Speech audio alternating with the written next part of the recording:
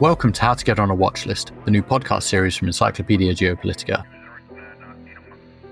In each episode, we'll sit down with leading experts to discuss dangerous activities. From assassinations and airliner shootdowns through to kidnappings and coups, we'll examine each of these threats through the lenses of both the dangerous actors seeking to conduct these operations and the agencies around the world seeking to stop them. In the interest of operational security, certain tactical details will be omitted from these discussions. However, the cases and threats which we discuss here are very real.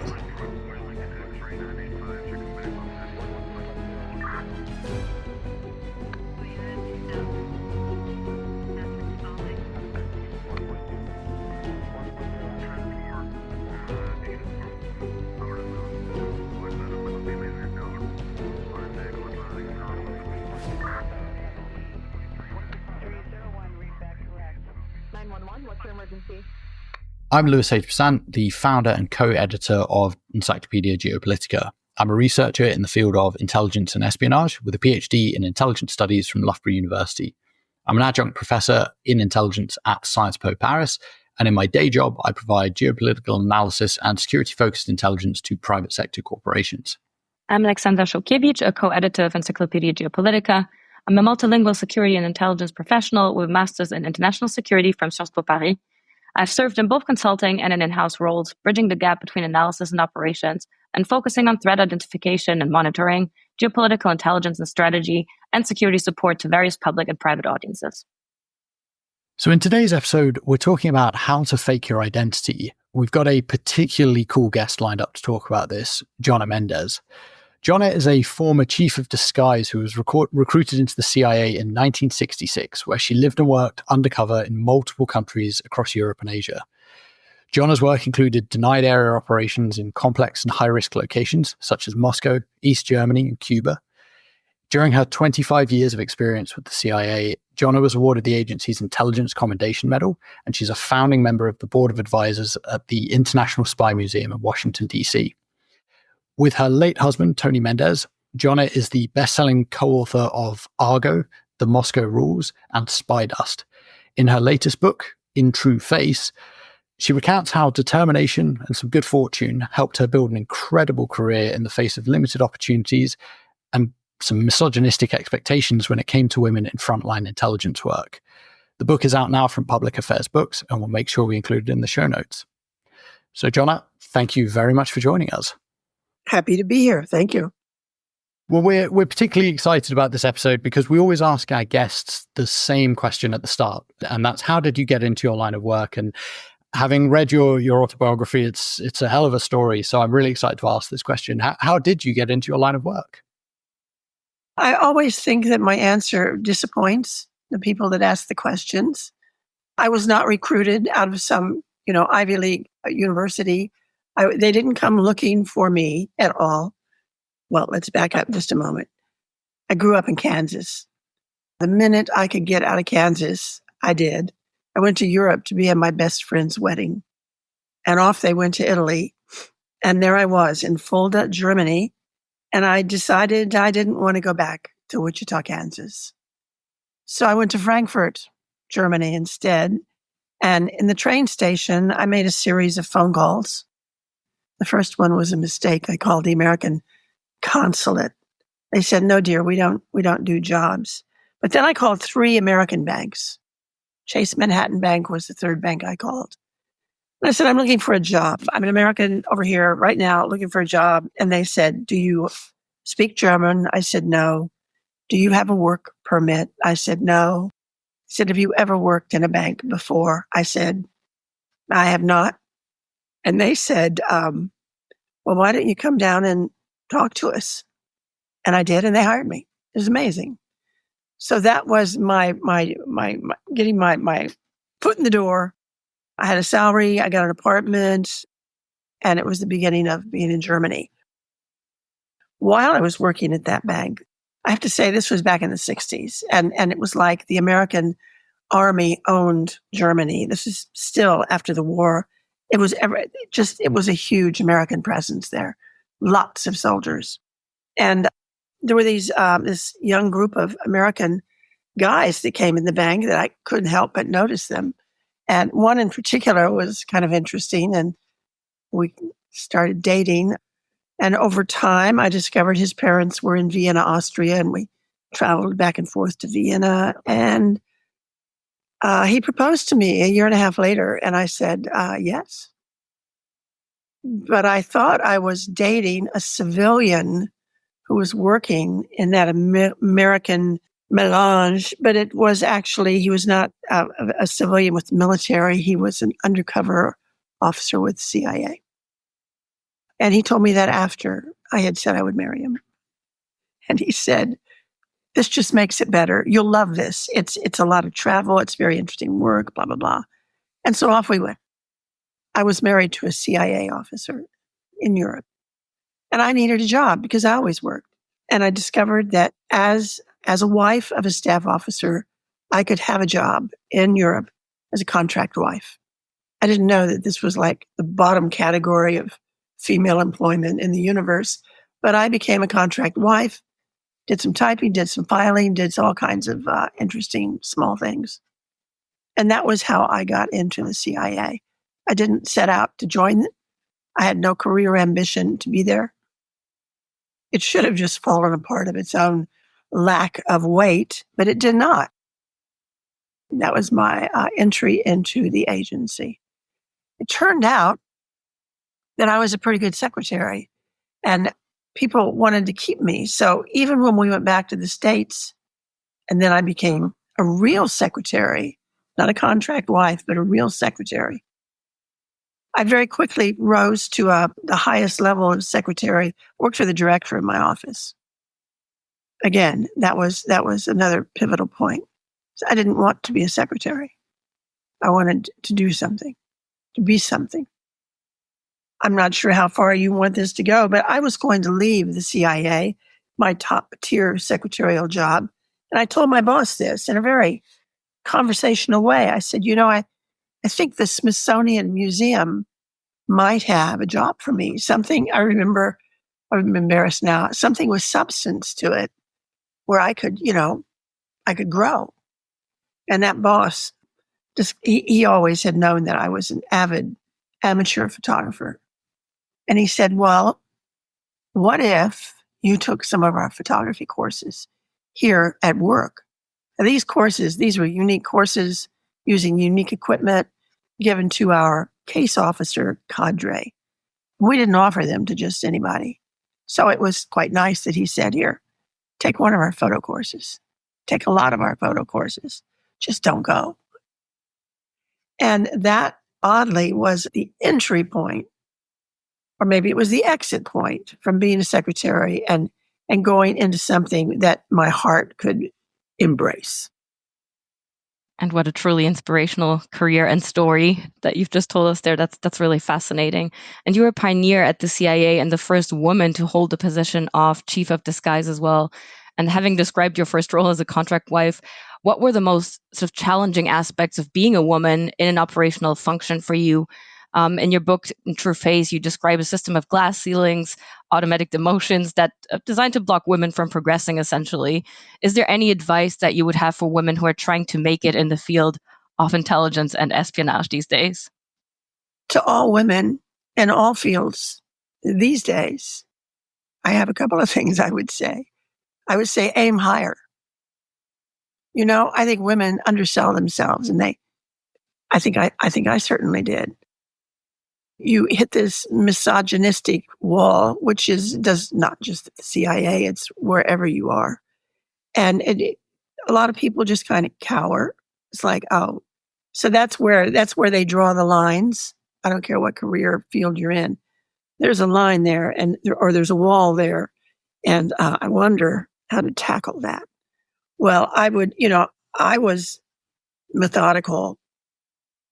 I almost worked myself to death, deciding that I was going to be as good as any of the men at whatever it was I was doing. So when I was in photo operations, I started out in the dark rooms. Well, nobody wants to be in the dark rooms. You don't want to go to work in the morning, get your cup of coffee, go through that circular door and end up in the dark for the day. So my first job was to get out of the darkroom. And I worked with a group of men who were actually, back then, I thought of them as friends. A couple of them I still do today. But I'm not sure how they didn't see me as a threat. They didn't see me as an equal. They saw me as someone just to hand stuff that they didn't want to bother with. So I took it. And I even made the job harder because I suggested and then I insisted that they bring in this huge machine. It was a Royal print processor for color. We didn't do color. We did black and white photography. We're photographing identities and targets and documents, and we didn't have a huge need for color. But I thought if we could do color, we could give our case officers a much better product. And so I made a deal with the guys that if we could get the color processor, that I would be in charge of the care and feeding of this machine, which meant every Friday, I dressed down, I put on the gloves and apron and boots, and I changed the chemistry, and it was huge. And I never, ever complained. And we had color photography, and our requirements increased, and our capacity increased. And it was nothing but a win-win-win. And all it cost me was a little bit of elbow grease. So that's kind of an example, I think, of leaning in, leaning forward. I didn't have any kids back then. So when things would come up, who can stay late, who can come early? Me. Who can go this very second? Who can fly to Egypt this morning, right now? Me. I go into this somewhat in the book. Actually, I spend enough time on it, just saying it's another thing I tell young women. Put your hand in the air. Whatever needs doing, be the one that does it. And then pretty soon, before it even is offered, they know that you will do it. And you just kind of start building a reputation. I always used to think that I wanted to be the person that they brought questions to. If they needed to know something, ask me. Now, I'm working with men who were graduates of Rochester Institute of Technology, their photo piece. It is a technical institution.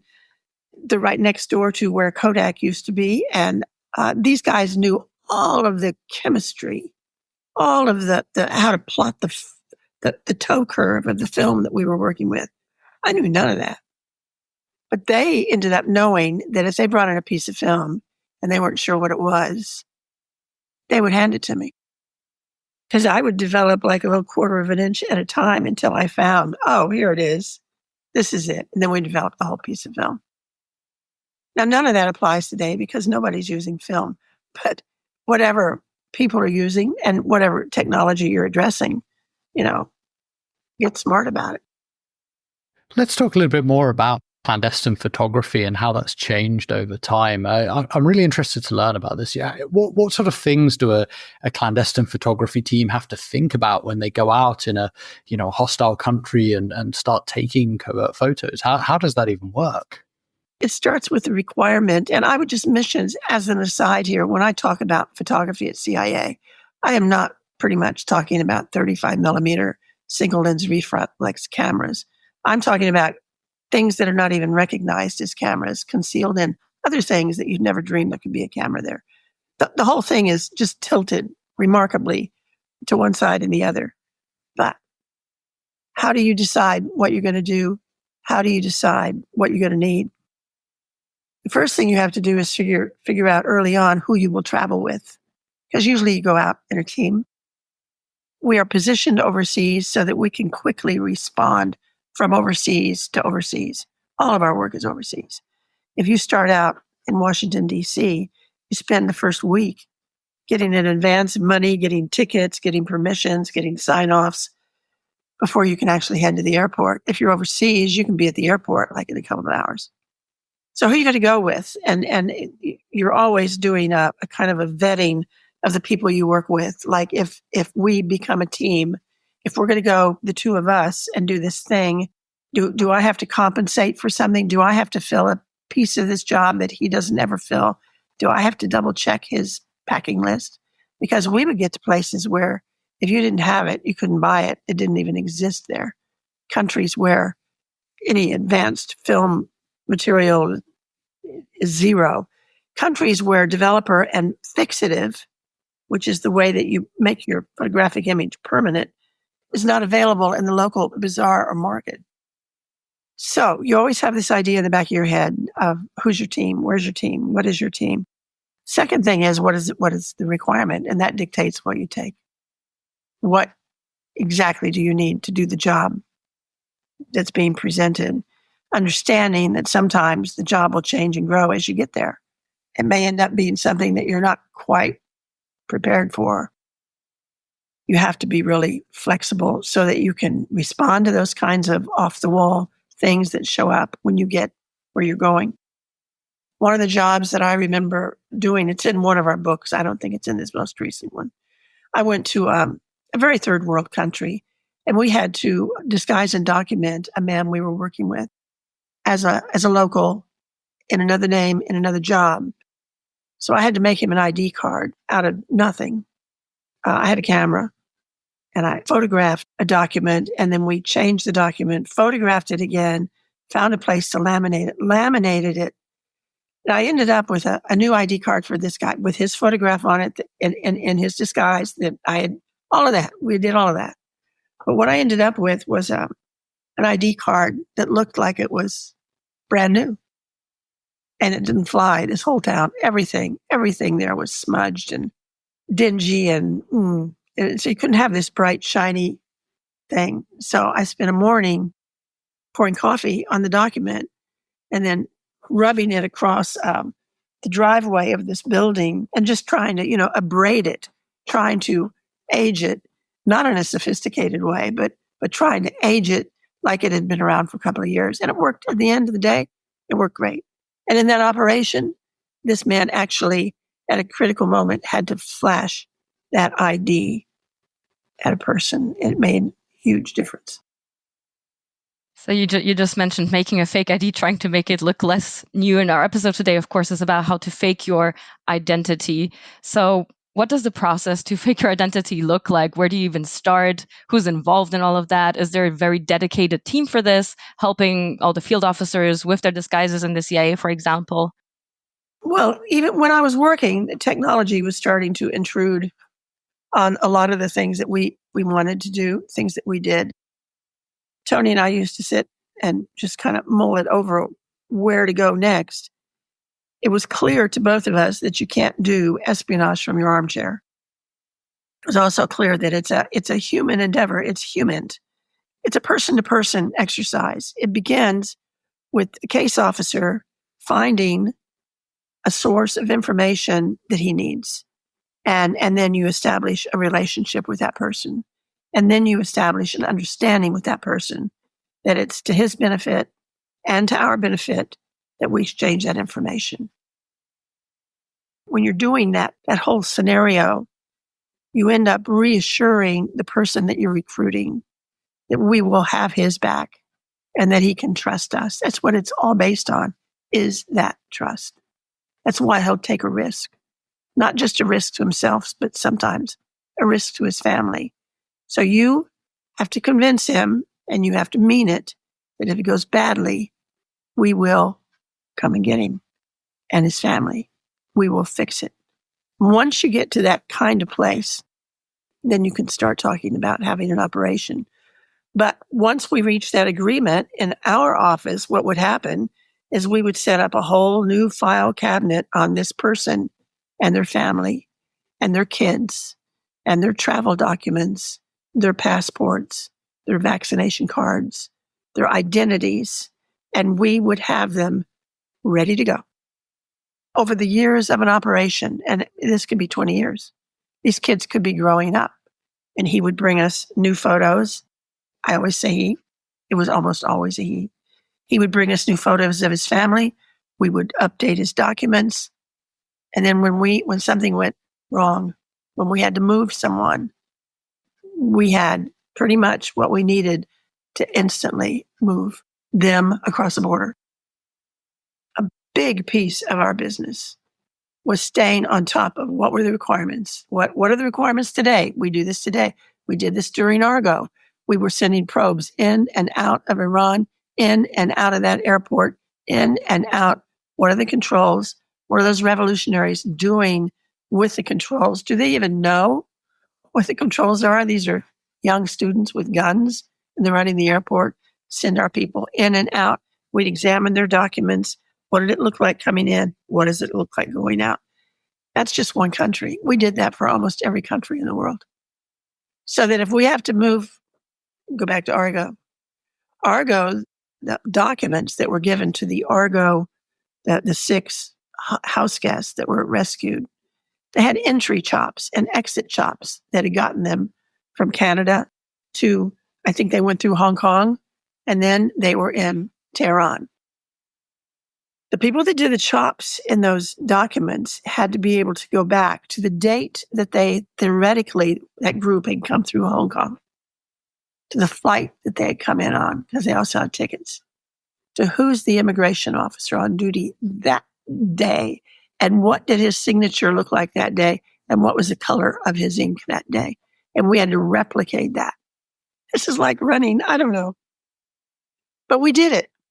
And we could do that. And I'm confident today that we can do that. So these border controls they look insurmountable.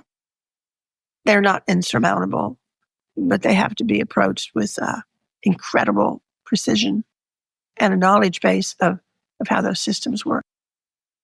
Speaking of knowledge, in the book, there's a really interesting anecdote of you flying through a smaller regional airport, and you describe, using it as a kind of test to see what the controls are like. And one would imagine these tiny out of the way airports would probably have very little controls, but you describe it as, they're almost like, oh my God, there's a European visitor here that we never have. And so they're fascinated and going through in absolute detail everything in your bags. And as a result, your kind of response is, this is probably not the place for us to go.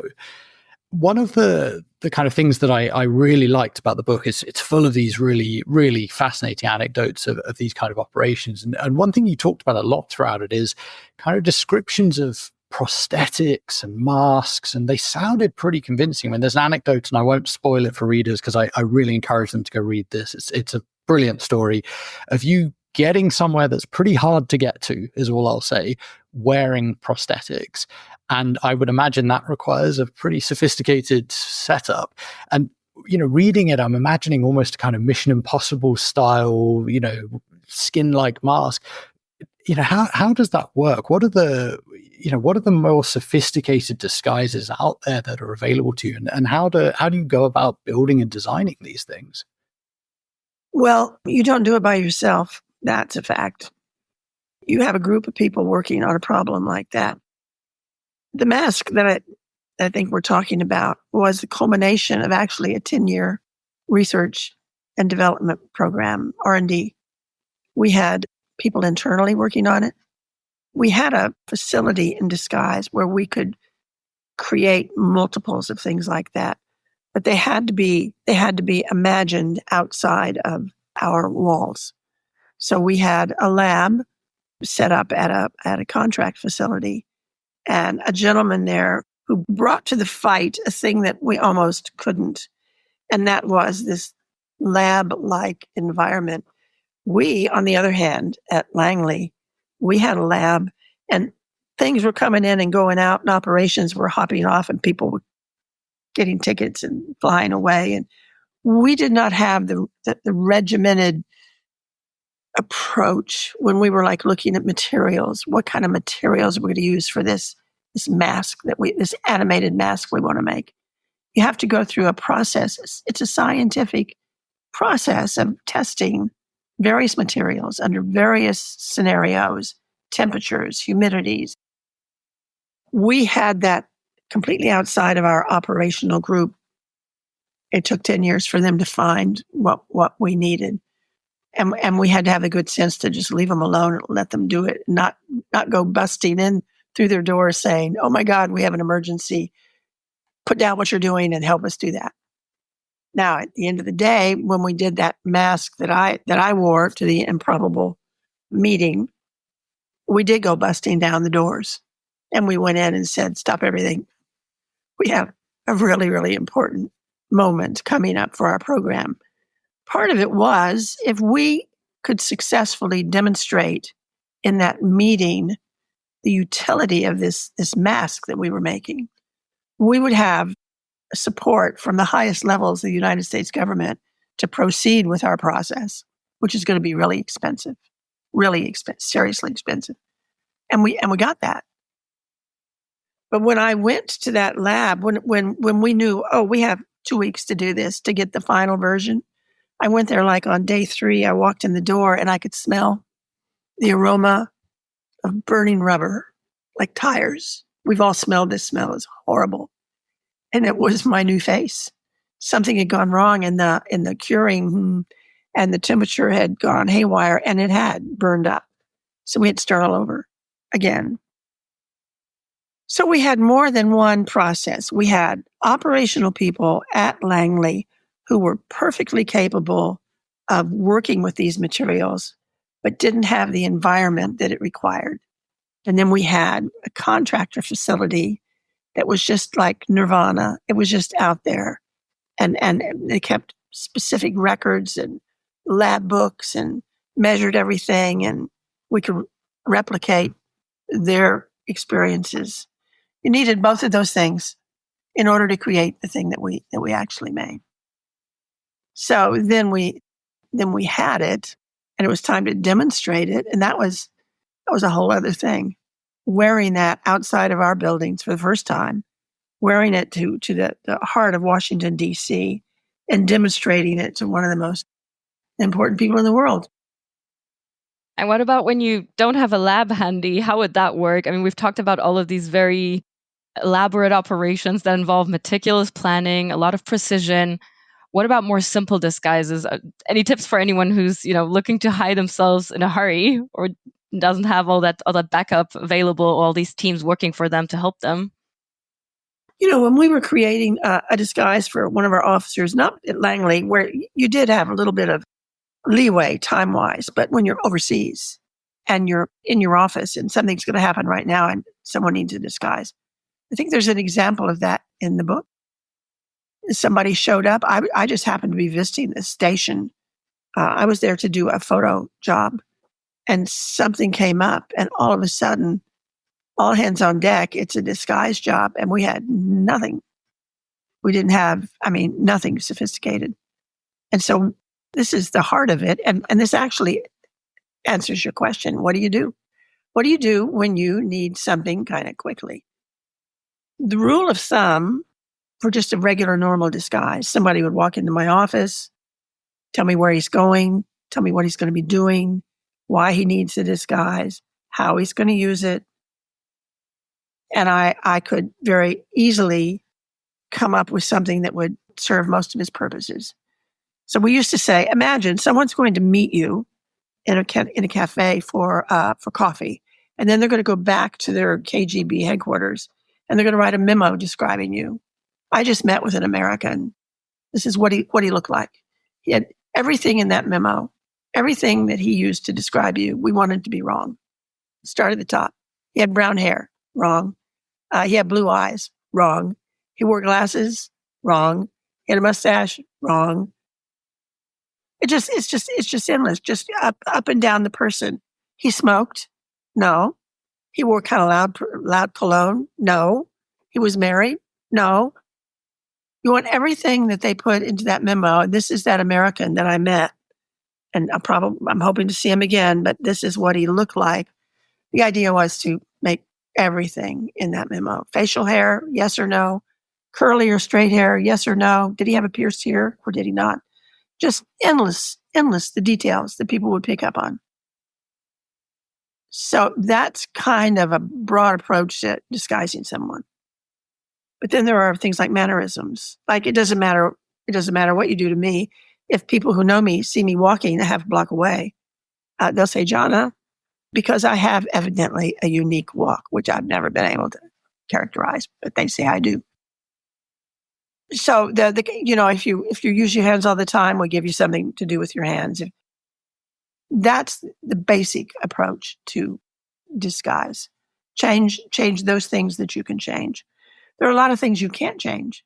if someone like me is going through photos saying, is person A, is that person L? Are they the same person? There are distances on a face that if you sit down with calipers, which we used to do, this was before facial identification came along, we did it with calipers. The distance from the outer corner of your eye to the outer corner of your mouth, distance between your eyes, the set of your ears. Are they high? Are they low? Are they out? Are they in? Stuff like that. And we used to be able to narrow it down pretty much, but I think somewhere in the book, we're chasing Carlos the jackal, and I never got two pictures of him from the same angle, the same time of day. They were always too grainy. He was always moving. It was hard to do photo comparison. Today, if you're trying to beat facial identification, if you're trying to beat the camera on every lamppost in London, you have your work cut out for you, because you need to obscure these points that are immovable with things like glasses and things like hair goods and things like hats and things like beards and mustaches and all of that, to take away as much as you can from that camera so that maybe the camera isn't sure. But I think it's a very hard thing to fool those cameras. So it sounds like there's a lot of challenges in disguise operations. Is there one thing that stood out for you that you would say is the most challenging part of this that you really kind of worried about when you were doing these operations? When we were disguising civilians, that means people who aren't used to wearing disguise, we knew that we could put the best disguise that we could come up with on that person and really, really change the way they looked. But we could not change their demeanor. They had to change their demeanor. And if they were nervous, if they were uncertain, if they had that kind of vibe about them, like in a store, if you start acting a little hokey because you're wearing a disguise, you're going to have some sales clerk keeping an eye on you because you look like a shoplifter. And that happened to me once, wearing a mask in Georgetown. I actually left the store because I thought, I'm acting suspicious, and I knew it. But I had to, so I left. That demeanor piece of it, we have no control over that. We can rehearse people, and we do rehearse them. We have them walk up and down long hallways wearing their disguise. Do it again. Let's see. If their walk is an issue, we can change their walk. You can put a pebble in a shoe. You can put an ace bandage on one knee. You don't want anybody limping, but you can change a walk, change what they do with their hands. There are things that we can't deal with, and height is a thing that we cannot deal with.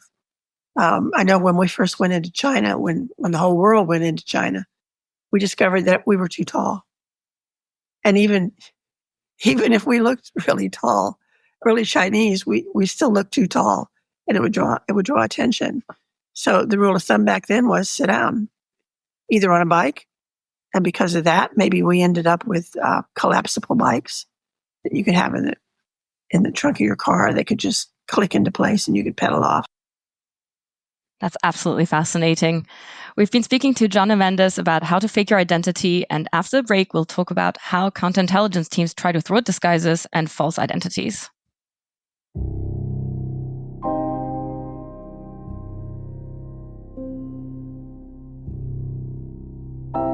You have been listening to How to Get on a Watchlist, the podcast series from Encyclopedia Geopolitica.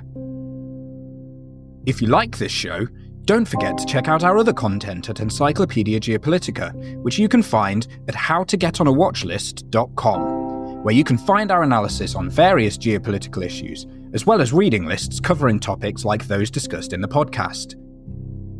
Please also consider subscribing to the podcast on your streaming platform of choice, giving us a rating, and joining our Patreon.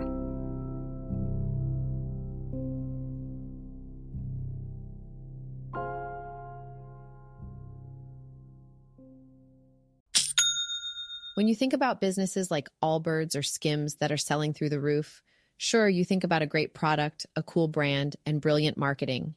But what's often overlooked is the business behind the business that makes it all possible. For millions of businesses, that's Shopify. Nobody does selling better than Shopify, the home of the #1 checkout on the planet. With ShopPay, you can boost conversions by up to 50%, meaning fewer abandoned carts and way more sales. Whether your customers are scrolling online, strolling through your store, or browsing social media, Shopify ensures you're ready to sell wherever they are. It's no secret, businesses that want to grow with Shopify. Upgrade your business and get the same checkout Allbirds uses. Sign up for your $1 per month trial period at shopify.com/DAX, all lowercase. Go to shopify.com/DAX to upgrade your selling today. Shopify.com/DAX. Let's dive right in again with Jonna Mendez talking about how to fake your identity. What does the detection side of things look like? What sort of controls do adversaries put in place to try and catch out intelligence officers that are operating undercover? Oh, where to start?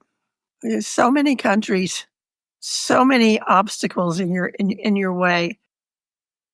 What you always want to do when you are an alias is just not to attract any attention at all. No undue attention. And so you're just everything you do is low key. You want to hide in the crowd. You don't ever want to stand out. You don't want to have undue attention brought to you. Usually when we would travel in alias, we didn't pick our name. We didn't always pick our nationality. We had, there was a big office back home at Langley who was in charge of that, making sure that aliases weren't bumping into each other, that there was only one of you and they knew where you were at any time and they knew what your documents looked like. Tony Mendez worked in the docs section. He was hired into documents when he first came on board. He was hired as he was a practicing artist, a fine artist. And he came on board with his art skills. That's what they were most interested in. He couldn't figure out what in the world the CIA wanted with an artist. Well, what they wanted basically was someone who could manipulate some documents. And we always kind of steer clear of some of these words like forgery and counterfeiting and alternate documents. But I mean, in fact, there is real genuine need for documents. Someone who can create them. It turns out the person that can create them is one of the best at detecting them. That makes sense, right? So I remember one case that we were involved in. The artists worked in kind of a bullpen, a big open room, and everybody's got their projects and they're busy at work at their drafting tables. And Tony went in, and one of the artists was working on a document that he was creating, that he was replicating, and he was burnishing the staples that held the document together. And Tony said, "What are you doing?" He said, "Oh, I'm just tidying this up." Tony said, No. What you're doing is you're destroying it, because the rusted staples are part of the bona fides of that document. They always use rusted staples.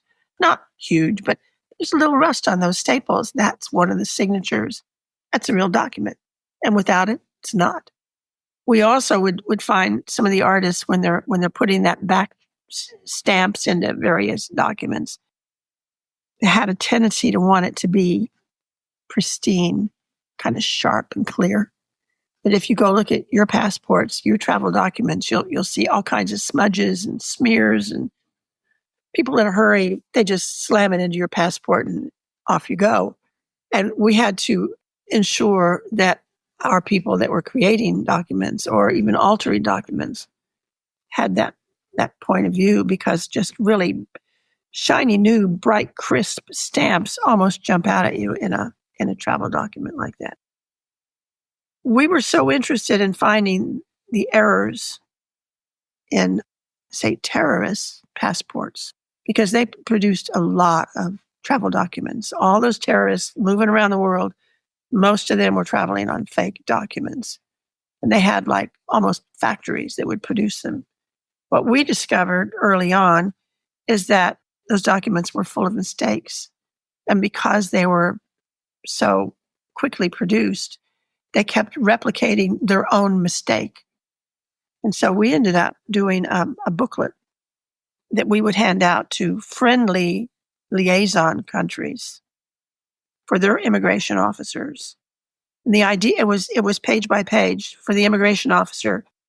What are you looking at? Oh, a Jordanian passport. You go to the Jordanian section, and it would say, these are the 5 most common errors we're finding in forged Jordanian passports. So the immigration officer could take the one man standing across from him and just scan down that page to see if it was fake. In that regard, that's one of the few times I'm ever aware of that fake document thing became really built into the process. And we built it in. In True Face, you describe being in Paris on vacation and realizing that someone is telling you that you're being surveilled. How do intelligence officers go about identifying something like this? And most importantly, how do you lose a tail? Tony and I were responsible for training a lot of our officers getting ready to go to denied areas. And to make the conversation simple, let's just say Moscow. Denied areas are countries where you're going to have surveillance. You're going to have a lot more than surveillance, but you're going to have surveillance. And we formed our own 40-person surveillance team. And the people that were getting ready to get on the plane to go overseas, we'd take them out one final time, one final night, and say, see if you can detect surveillance this evening. Our team is going to be out there. See if you can see them. So it just doesn't get simpler than this. And Tony and I, it would be a prearranged route. We're in Washington, D.C. We go down into Georgetown, which could be any busy street on any busy European capital. And we'd plan where we're going to stop. We're going to stop at the Four Seasons Hotel and have drinks. Then we're going to go over to this place. We're going to go to this place. And then we'll meet up at the end of the evening. We all knew where we were going to meet up. And we got to watch our team in action. And we got to watch our CIA officers getting ready to go overseas and their ability to see our team. It was always fascinating. We'd go into a bar. The Mayflower Hotel was a favorite. Go into the bar at the Mayflower Hotel, and we'd sit down and have a drink. And we knew that our team was outside. We also knew there were 6 entrances and exits to that hotel. We knew they had to cover all 6 of them. We knew that the team would get nervous if we took too long, and we knew they'd send somebody in. That was the tell. So we'd be sitting in the bar having drinks, and we'd see one single person, usually a guy, would walk in, stand at the bar, order a drink, pay for it in cash, because he's ready to go. If we go, he can go. He's paid, he's good. And the idea was to see if our 2 people getting ready to go overseas, if they could see that. They'd been trained to see that.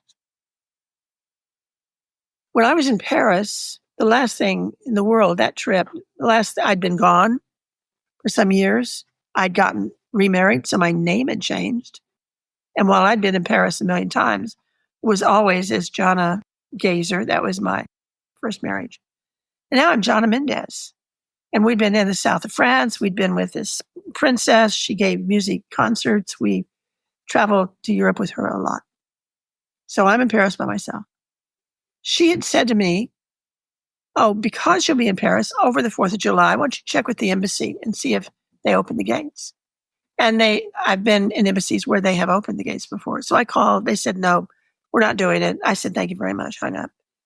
And then when I went out that day I had a tripod and a couple of cameras, clearly doing photography. I'm walking down the river, and it's just like a sixth sense. It's just like there were these 2 guys. It's not always guys, but it was two guys. And they're on the other side. They're on the other side of the road, and Notre Dame is behind them. And I saw them, and I just knew that was surveillance. So what I did was I put down my tripod, got my camera ready, and they're still walking, and they're walking, and they're walking. And I took a picture of them with Notre Dame in the background. They couldn't get out of the picture, and they couldn't break cover like that. They couldn't try to get out of the picture. So I had a picture of these 2 surveillance in Paris. And I remember thinking, it's odd that I've got surveillance. B, it's even odder that I could see them, because The French are so good at this that you don't see them. So I decided, well, it's not their A team. This is their B team. But still, why are they looking at me? So I'm walking around behind the Musée d'Orsay because I don't know what's going on. I'm kind of done. And there they are on the sidewalk. And one of them has, this is back then. It looked like a brick. It was a cell phone. And he's talking to someone and he saw me coming and I saw him see me. And we just like passed each other on the sidewalk. He couldn't put the phone down and I couldn't turn. So I thought, well, that's interesting. Kept walking. 2 more people showed up. And we ended up on the other side of the river and then they disappeared. And I never thought about it afterwards. I just thought I bumped into something, I don't know what, but it's just interesting that they came out to see me. And then I found out from the princess about a month later, she said, they had a huge bomb threat at the American Embassy in Paris. I said, when? Did they? When? She said, 4th of July. And all of a sudden, ding, ding, ding, that phone call of mine, an unknown person asking if the gates were going to be open on the 4th of July. They didn't know who I was, and they just decided to come out and figure out who I was. I could have been a terrorist, and that's what that was. So you talk about, the kind of B team here, the mistakes people make. What about on the side of folks who are trying to stay undercover? Are there any, you mentioned earlier the way people walk, for example. Are there any visual cues that counterintel teams might look for when they're trying to spot someone faking their identity? The kind of clues they might be looking for aren't going to be, I'm trying to imagine a scenario where your physical movement would give you away, and I can't imagine one.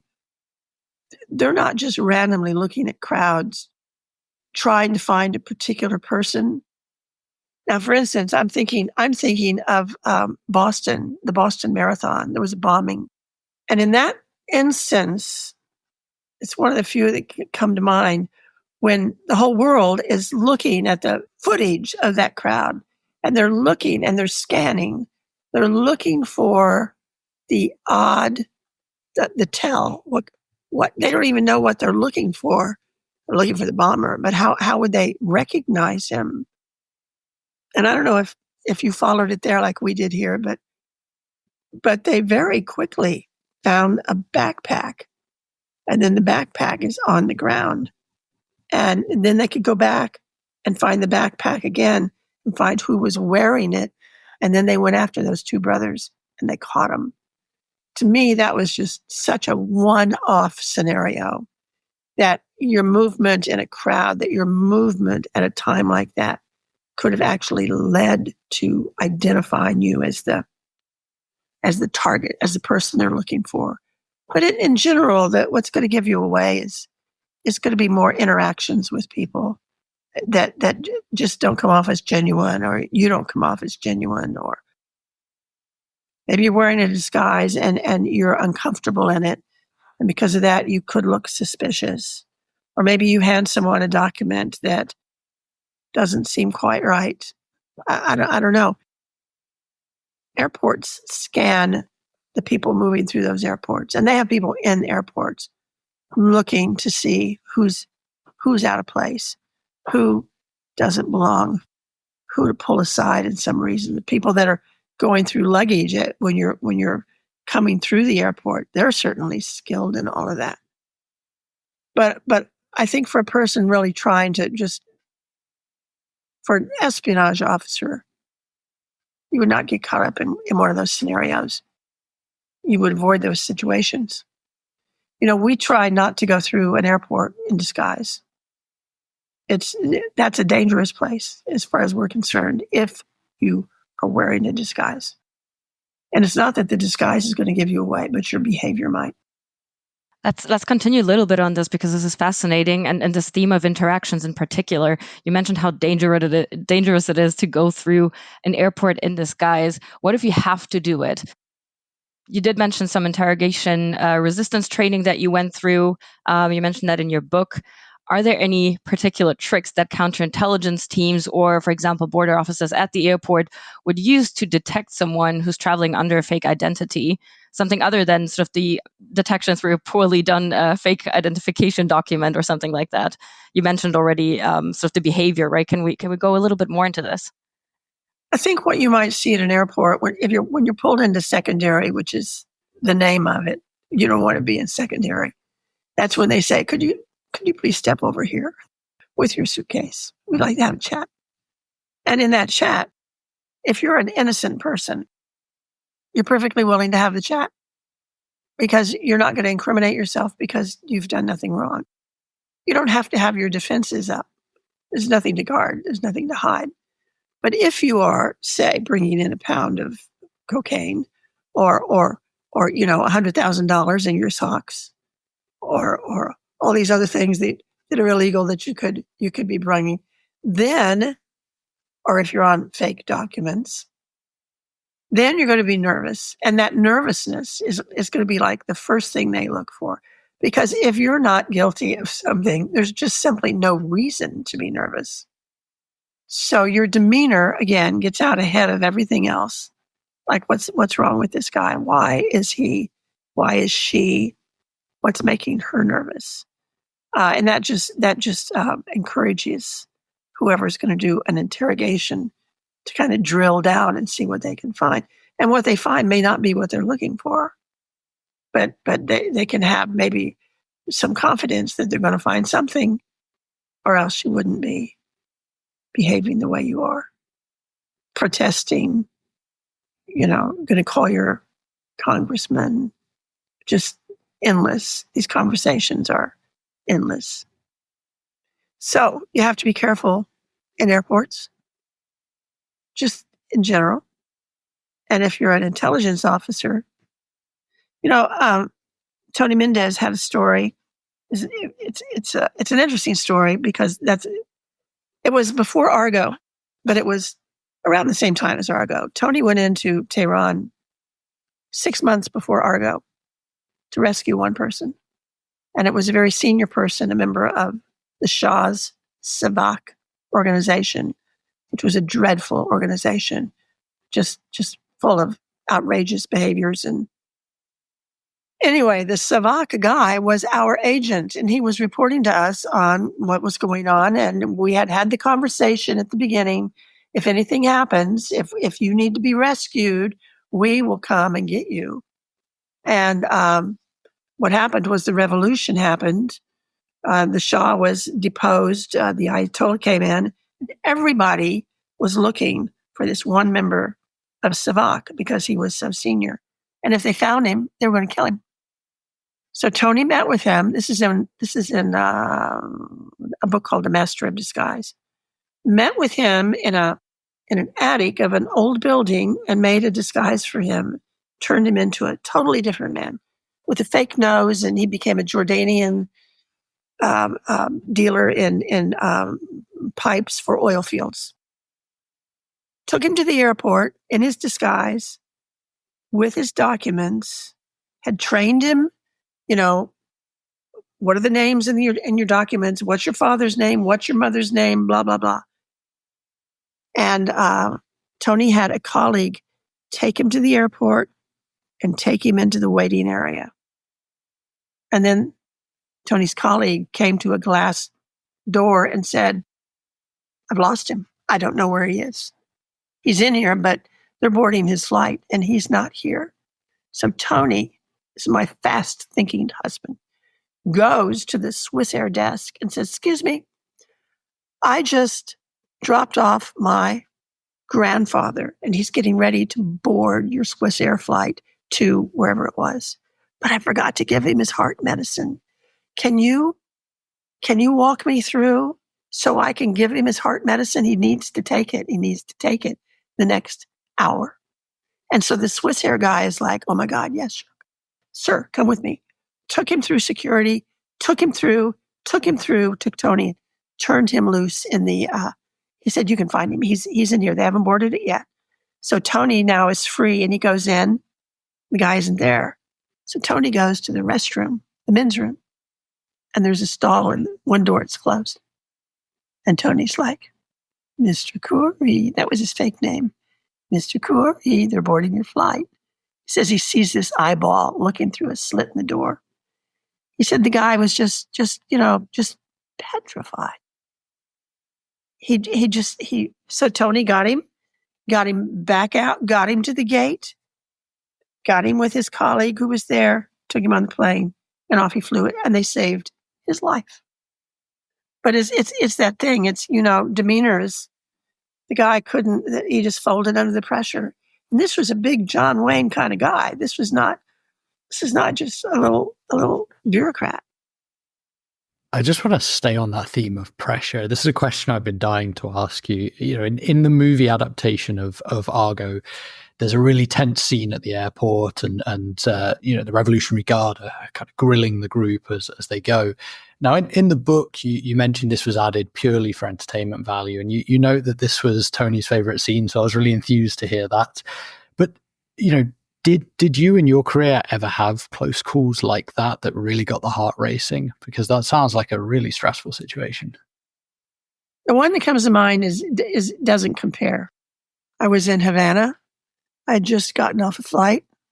I was checking into a hotel. This was when we weren't supposed to be. Americans weren't traveling to Cuba, but I needed to be there. And I'm at a check-in desk, and it's 3 a.m. because that's when the flights went. They went in the middle of the night. Continental Airlines changed their uniforms, and we went to Cuba. And I'm standing at a desk, and I'm really, really tired. And it's the middle of the night, and I slide my passport across to her at registration, and realized at the same moment that I couldn't remember which passport it was. But now she's got it, and I've got the registration form, and she wants me to fill it out. So what do? I pulled out my pen. It was an ink pen, and on purpose, I just splattered ink all over my registration form and my hands and the desk. I just made this huge mess. I said, we're going to have to start over.